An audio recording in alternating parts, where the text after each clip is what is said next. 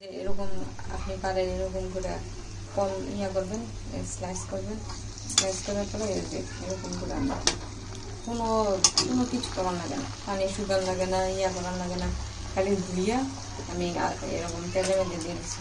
তারপরে একদম পুরা মশমশে ক্রাঞ্চি ক্রাঞ্চি একদম আলু চিপস হয়ে যায়।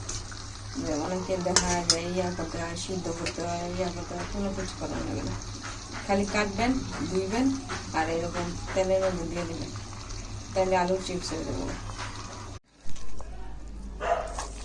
একটু জান মুড়ির মতন কিছু খাইতে মন চাইতেছে, তা মুড়ি তো নাই, টমেটো কাটতে নিলাম, লেবুগুলোর এরকম করলাম, এগুলো কাটলাম, আর একটু ভাত আছিল, ভাতগুলোরও করলাম, আর ওই যে আলু চিপস বানাইছিলাম আর বাদাম এগুলো।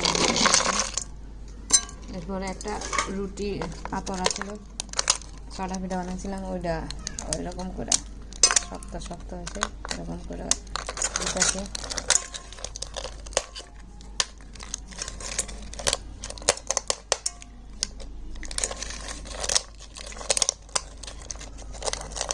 সব কিছু দিয়া আবার লেবু আছে, কাঁচামরিচও দিছি, আবার হচ্ছে গিয়া কামরাঙ্গা মরিচও দিছি, যেটা সবাই বোম্বাই মরিচ কয়, আবার অনেকে কারেন্ট মরিচও কয়।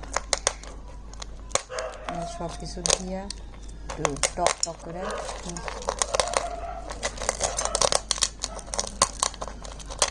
সব কিছু একদম কুরকুরে রয়েছে। একটুকু একটু কুড়মুড়ে অনেক সব মিক্স করার পরে না আপনার ইচ্ছা মতন লেবু করে নিতে পারেন, আর একটু লেবু নিয়ে নিতে পারেন। আমি একটু খাইয়ার পরে দেখুন যে লেবু হয়েছে কিনা। অনেক কি হয়েছে, মসমস, মানে অনেক ভালো লাগতেছে।